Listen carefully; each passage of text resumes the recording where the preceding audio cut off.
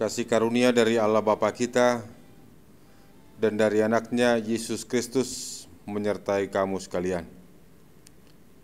Amin.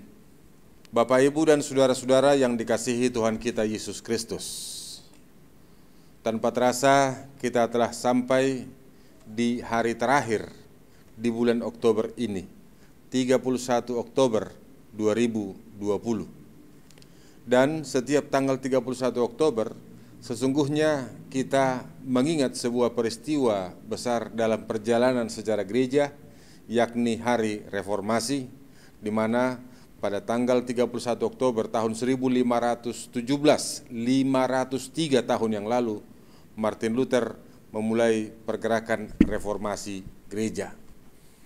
Karenanya sebelum kita melanjutkan segala aktivitas kita pada pagi hari ini, marilah kita mendengarkan firman Tuhan sebagai pedoman kita, sebagai penuntun kita yang memampukan kita menjalani hari-hari kehidupan kita, berbunyi demikian.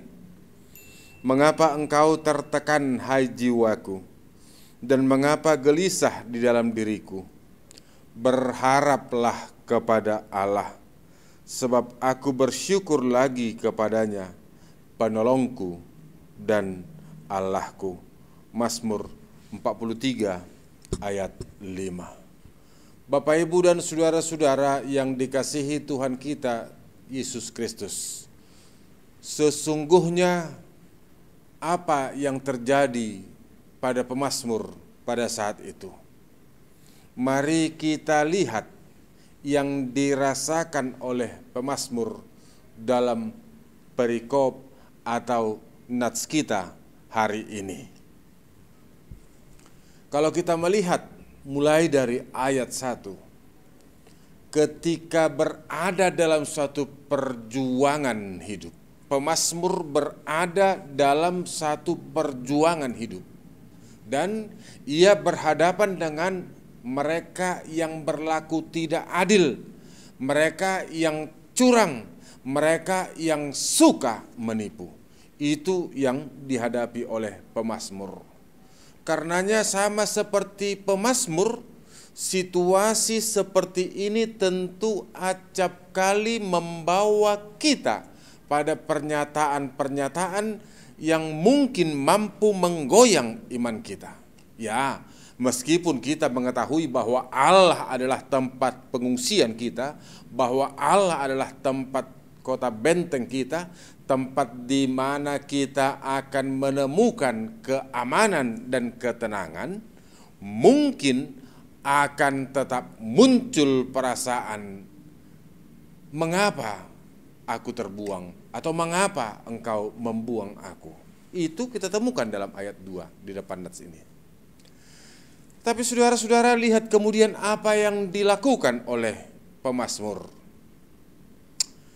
Pemazmur mengungkapkan, memperlihatkan keyakinannya bahwa Allah adalah sumber kegembiraan dan sukacita yang mampu mengirimkan terang dan kesetiaannya datang untuk menuntunnya kepada ungkapan syukur atas apa yang terjadi pada waktu itu. Akan tetapi sekali lagi pemazmur mengecek keadaan jiwanya, dan itu yang kita temukan dalam ayat harian hari ini. Mengapa engkau tertekan, hai jiwaku, dan mengapa engkau gelisah di dalam diriku? Mengapa dia melakukan hal itu? Bukankah dia telah meyakinkan diri dan memohon agar Allah menuntun dirinya itu? Tetapi dari situ kita belajar di ayat 5c, itu ternyata menjadi kata kunci, itu ternyata menjadi sesuatu yang sangat mendasar sekali, yakni berharaplah kepada Allah. Berharaplah kepada Allah. Dalam bahasa Ibrani, kata berharap yang digunakan adalah kata yahal, yang memiliki arti sabar menanti, tetap bertahan, tetap percaya meskipun terluka oleh penderitaan itu. Percaya kepada Allah. bahwa Allah tidak akan menutup mata terhadap apa yang kita alami, bahwa Allah tidak akan berdiam diri tanpa tindakan penyelamatan, melainkan Allah memastikan bahwa dalam setiap peristiwa yang kita alami, kita akan bisa selalu bersyukur lagi kepadanya, kepada Allah yang telah menolong diri kita.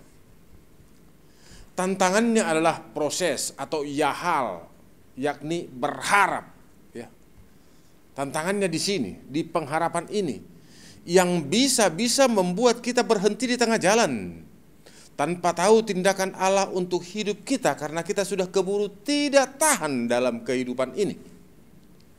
Tidak tahan dalam penantian, tidak tahan dalam proses, tidak tahan akan luka yang telah tergores dan membuat kita mengambil keputusan cukup sampai di sini.